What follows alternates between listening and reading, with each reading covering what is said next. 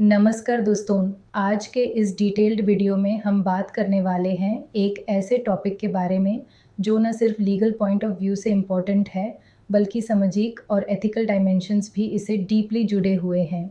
Topic है तलाक और उसके प्रकार, डिवोर्स के legal provisions under Muslim women, protection of rights on divorce act और मेंटेनेंस यानी गुजारा भत्ता, including section 125 CRPC and the famous Shah Bano case. अगर आप लॉ स्टूडेंट हो, जुडिशरी एस्पिरेंट हो या बस समझना चाहते हो अपने राइट्स एंड रिस्पॉन्सिबिलिटीज़, तो ये वीडियो आपके लिए एक कंप्लीट गाइड बनने वाला है। तो चलिए शुरू करते हैं बिना किसी देरी के। सेक्शन 1, तलक का अर्थ और Islamic view point. Islamic law में तलक का मतलब होता है डिवोर्स या डिसोल्यूशन ऑफ मैरिज।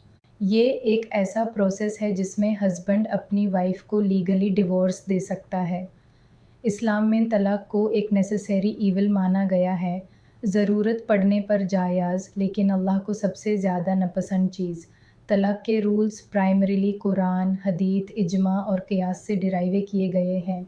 इस्लाम में मैरिज एक कॉन्ट्रैक्ट है, ना कि एक सैक्रेमेंट, और हर कॉन्ट्रैक्ट की तरह इसे एंड भी किया जा सकता है, लेकिन with proper reasons and procedures.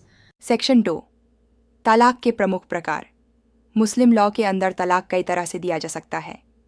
Broadly तलाक के फॉर्म्स 2 टाइप्स में डिवाइड किए जा सकते हैं: यूनिलैटरल, सिर्फ हस्बैंड के द्वारा, और म्यूचुअल कंसेंट, हस्बैंड वाइफ दोनों के अग्रीमेंट से। 2.8, तलाक बाय हस्बैंड, तलाक आसान। ये सबसे ज़्यादा अप्रूव्ड और डिग्निफाइड फॉर्म है तलाक का। एक ही बार तलाक बोला जाता है, तुहर के दौरान, जब वाइफ पीरियड्स में ना हो। इसके बाद हस्बैंड अपनी वाइफ से इद्दत पीरियड तक दूरी बनाए रखता है। अगर इस पीरियड में रिकन्सिलिएशन हो जाए तो तलाक रिवोक किया जा सकता है। नहीं हुआ तो तलाक फाइनल हो जाता है। तलाक हसान, इसमें हस्बैंड 3 बार तलाक बोलता है, लेकिन अलग अलग मेंस्ट्रुअल साइकिल्स के दौरान, हर बार एक ही तलाक और उसके बाद वेट। तीसरी बार अगर वो फिर से तलाक बोलता है तो डिवोर्स फाइनल हो जाता है। तलाक बिद्दात, ट्रिपल तलाक, ये वो फॉर्म है जिसमें हस्बैंड एक ही सिटिंग में 3 बार तलक तलक तलक बोल देता है। ये तलक तुरंत इफेक्ट में आ जाता है। ये फॉर्म कंट्रोवर्शियल था और सुप्रीम कोर्ट ने इससे अनकॉन्स्टिट्यूशनल डिक्लेयर किया इन शयारा बानो वीसर यूनियन ऑफ इंडिया 2017। फिर 2019 में इसे क्रिमिनलाइज कर दिया गया Muslim women protection of rights on marriage act के through. 2.2, talaq by mutual consent, khula. इसमें वाइफ तालक इनिशिएट करती है। वो अपने राइट्स जैसे महर छोड़ने का ऑफर करती है in return for talaq. Husband को इससे एक्सेप्ट करना होता है। एक बार एक्सेप्ट हो गया तो इरेवोकेबल हो जाता है। मुबारत, ये कंप्लीट म्यूचुअल अग्रीमेंट का केस होता है। दोनों तरफ से छुट्टी चाहिए रिलेशनशिप से। ऑफर और एक्सेप्टेंस दोनों तरफ से हो सकता है। 2.3, तलाक बाय जुडिशियल प्रोसेस, लियन। अगर हस्बैंड अपनी वाइफ पर झूठी एडल्ट्री का इल्ज़ाम लगाता है तो वाइफ कोर्ट में लायन के तहत तलाक ले सकती है। Faskh, dissolution of Muslim marriages act 1938 के तहत कोर्ट भी तलाक ग्रांट कर सकती है अगर स्पेसिफिक ग्राउंड सेटिस्फाई हो रहे हो। Section 3, dissolution of Muslim marriages act 1939। ये एक्ट मुस्लिम विमेन को राइट देता है कोर्ट के जरिए तलाक लेने का। इसमें कुछ क्लियर ग्राउंड्स डिफाइन किए गए हैं। हस्बैंड 4 साल से मिसिंग है, 2 साल से मेंटेनेंस नहीं दिया, 7 साल या उससे ज़्यादा की जेल की सज़ा, इम्पोर्टेंस या क्रूअल्टी, फिजिकल या मेंटल, रिलीजन चेंज कर लेना। ये एक्ट एक माइलस्टोन था विमेन एम्पावरमेंट की तरफ मुस्लिम लॉ के under. Section 4, Muslim women protection of rights on divorce act 1986। Shah Bano case के बाद पार्लियामेंट ने यह लॉ पास किया जिसका में मकसद था मुस्लिम हस्बैंड्स की लायबिलिटी को सिर्फ इद्दत तक लिमिटेड कर देना।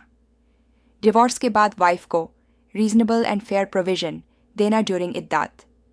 अगर इद्दत के बाद भी वुमेन सेल्फ सफिशिएंट नहीं है तो पहले रिलेटिव्स, फिर वक्फ बोर्ड रिस्पॉन्सिबिलिटी लेगा।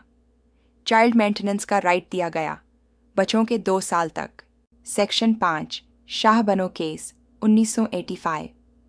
फैक्ट्स: शाहबानो 62 साल की थी। हस्बैंड ने 43 साल के बाद तलाक दे दिया।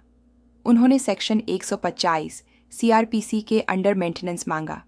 हस्बैंड ने मना किया, बोला कि इस्लामिक लॉ के हिसाब से इद्दत के बाद कुछ देना ज़रूरी नहीं। जजमेंट: सुप्रीम कोर्ट ने डिसाइड किया, सेक्शन 125 सीआरपीसी सब रिलीजन पे अप्लाई होता है। हस्बैंड को डिवोर्स्ड वाइफ को मेंटेनेंस देना होगा अगर वो खुद का गुजारा नहीं कर सकती। सीआरपीसी का प्रोविजन पर्सनल लॉ से ऊपर है in terms of social justice. इस जजमेंट के अगेंस्ट काफ़ी बैकलैश आया और फिर गवर्नमेंट ने 1986 का एक्ट पास किया। सेक्शन 6 सेक्शन 125 सीआरपीसी और मेंटेनेंस। ये एक सेक्युलर लॉ है, किसी भी धर्म के लोग यूज़ कर सकते हैं। की फीचर्स: अगर हस्बैंड अपनी वाइफ इंक्लूडिंग डिवोर्स्ड वाइफ को सपोर्ट नहीं करता तो वाइफ कोर्ट में क्लेम कर सकती है। कोर्ट हस्बैंड के इनकम और लाइफस्टाइल के बेसिस पे अमाउंट डिसाइड करता है। अगर वुमन सेल्फ सपोर्टिंग नहीं है तो मेंटेनेंस दिया जाना होगा। इस प्रोविजन का मकसद है कि कोई वुमन वेग्रेंसी या डेस्टिट्यूशन में ना जाए। Section 7 Daniel Latifi case 2001। ये केस 1986 एक्ट के इंटरप्रिटेशन से रिलेटेड था। सुप्रीम कोर्ट ने जजमेंट में कहा, हस्बैंड की लायबिलिटी सिर्फ इद्दात तक नहीं है। इद्दात के अंदर अंदर उसे एक रीजनेबल और फेयर प्रोविजन देनी होगी जो वाइफ का फ्यूचर सिक्योर करे। इस तरह कोर्ट ने 1986 एक्ट और सेक्शन 125 सीआरपीसी के बीच बैलेंस बनाया। सेक्शन 8 शायरा बानो केस और ट्रिपल तलाक बान 2017 में सुप्रीम कोर्ट ने डिक्लेयर किया कि ट्रिपल तलाक या तलाक बिद्दत अनकॉन्स्टिट्यूशनल है। ये आर्बिट्रेरीनेस के खिलाफ है और इस्लाम के टेनेट्स के अगेंस्ट भी। उसके बाद 2019 में मुस्लिम women protection of rights on marriage act पास किया गया। हाइलाइट्स: ट्रिपल तलाक बोलना कॉग्निजेबल और नॉन बेलेबल ऑफेंस बन गया। 3 साल तक की सज़ा। वाइफ को मेंटेनेंस और बच्चों की कस्टडी मिलने का राइट। कंक्लूजन: मुस्लिम लॉ के अंदर तलाक और डिवोर्स का सिस्टम स्ट्रक्चर्ड है, लेकिन हिस्टोरिकली मिसयूज़ भी हुआ। इसी वजह से जुडिशरी और लेजिस्लेचर ने काफ़ी रिफॉर्म्स लाए। शाहबानो केस ने एक न्यू डायरेक्शन दिया, जहां सेक्युलर लॉ ने विमेन को प्रोटेक्शन दिया। डैनियल लतीफ़ी ने 1986 एक्ट को जेंडर जस्ट बनाया। शायरा बानो केस और 2019 का लॉ ने ट्रिपल तलाक जैसी प्रथा को ख़त्म किया। आज मुस्लिम विमेन के पास मल्टीपल प्रोटेक्शंस हैं। Dissolution of Muslim marriages act, section 125 CrPC 1986 और 2019 के स्पेशल एक्ट्स। हमें समझना होगा कि पर्सनल लॉ और कॉन्स्टिट्यूशनल राइट्स के बीच हार्मनी लाना ज़रूरी है और इंडिया की जुडिशरी ने इसमें काफ़ी अच्छा काम किया है। आपको ये डिटेल्ड वीडियो कैसा लगा? अगर आपको मुस्लिम लॉ के और टॉपिक्स चाहिए डिटेल्ड एक्सप्लेनेशन के साथ तो कमेंट्स में ज़रूर लिखिए। अगर आप लॉ स्टूडेंट हो या किसी एग्ज़ाम की तैयारी कर रहे हो तो याद रखिए, लॉ सिर्फ रूल्स का कलेक्शन नहीं होता बल्कि इंसानियत और जस्टिस का बैलेंस होता है। मिलते हैं अगले वीडियो में एक नए टॉपिक के साथ। तब तक के लिए पढ़िए, समझिए और अवेयर बनिए।